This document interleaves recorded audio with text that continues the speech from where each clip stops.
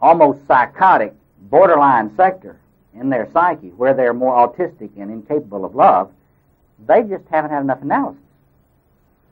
Because the best work that's been done on this field shows that no psychoanalyst ever gets to the bottom of that, finally. And the ones that think they have are the ones you don't want to go to. But let me just quickly run through these different theories.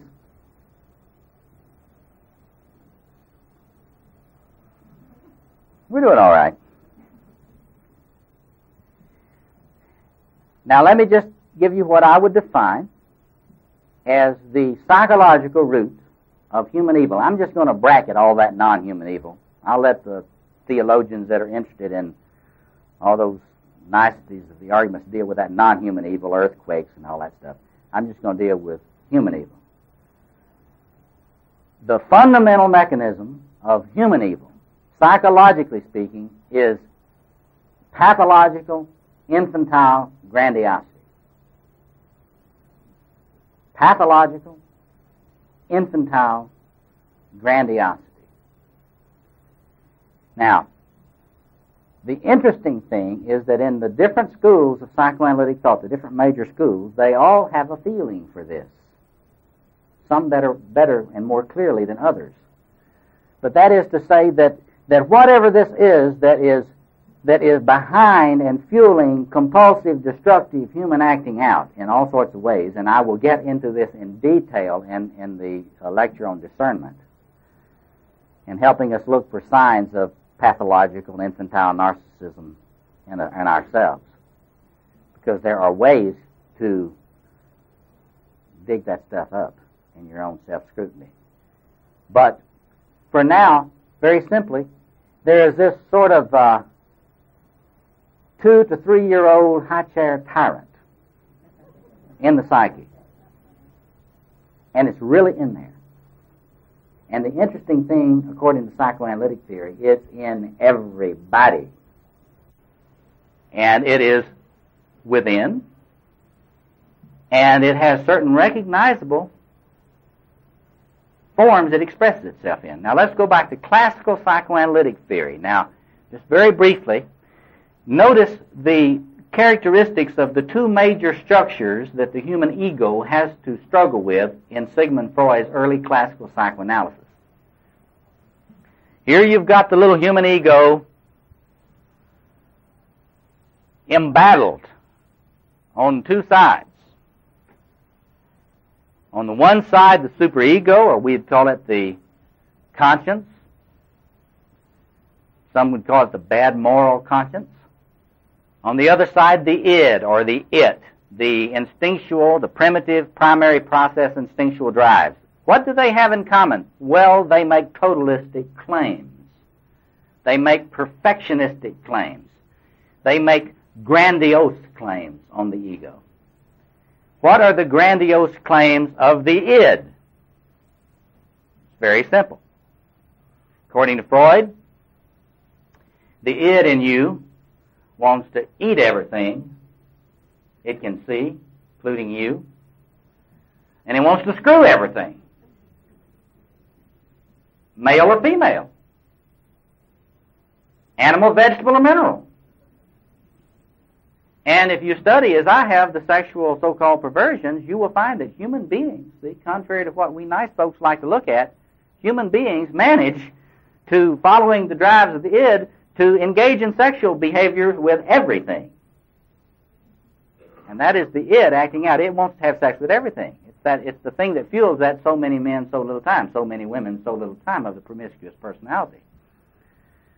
Now, and it's also behind those of us that ought to be in Overeaters Anonymous. We want to eat everything, you know. I see a table of these good victuals around here, and I just want to pig out, see.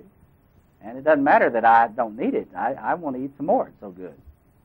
Those ribs we had the other night. I won't even talk about wild turkey.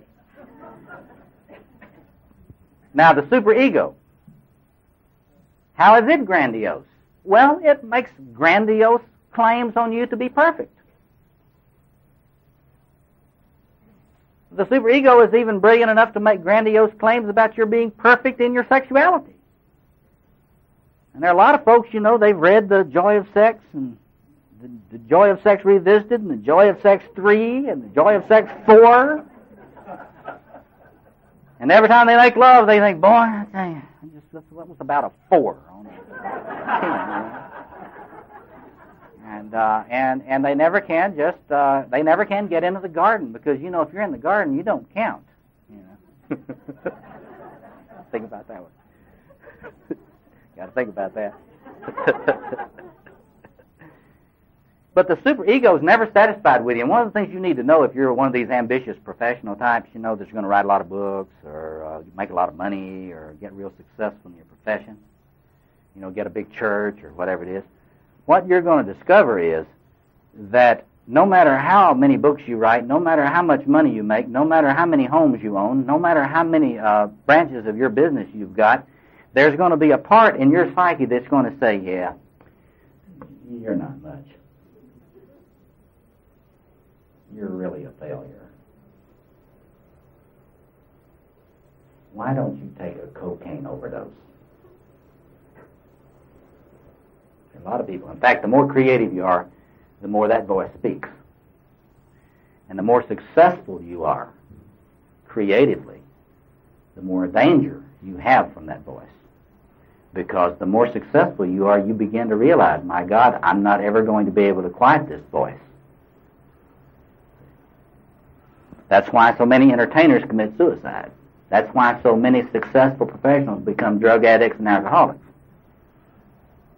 Okay, so the grandiose self is expressed in the forms of the superego and the id in classical Freudian theory. Now look at Adler. Now a lot of people don't know about Adler, and you say Adler, a lot of people say power complex. Well, that's right, but it's so shallow it doesn't tell you anything about Adlerian theory.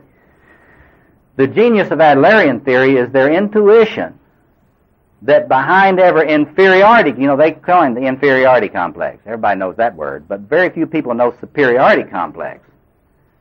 And if you don't know the concept of the superiority complex, you don't understand the inferiority complex, because in Adlerian psychoanalysis, if you have an inferiority complex, you do have in the unconscious a superiority complex. And all Adlerian psychotherapy is the therapist will work with you trying to find the way in which you are acting as if you're entitled to a above human place in life.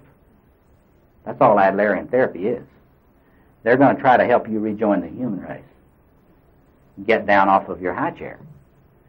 See?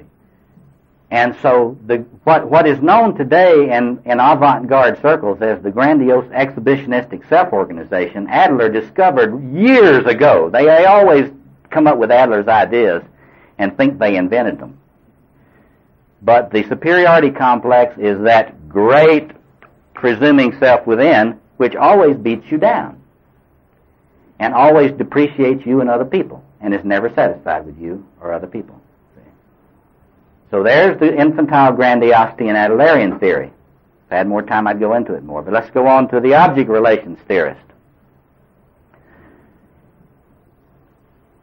There's a lot of work in this field, but they have what is known as the concept of the antilibidinal ego. This is a part of your psyche which you have within, which wants you dead. It does not want you in relationships that are satisfying. In fact, it will try to get you into relationships which you intuit will fail. Thus explaining a lot about the tendency of human beings to do the same mistake again and again and again with different people. But anyway, the important thing to realize is that here in this object relations theory, which is a very influential school of thought now, that there is a thing in the psyche that is not the I, but is a discernible structure which wants the individual dead. And if you're a practicing therapist, you see this thing acting in people all the time, because you will notice that about the time they start making a lot of progress, they will do something to set themselves back. And when they get involved, you know, it may be a person that's managed to always choose the wrong person to have a relationship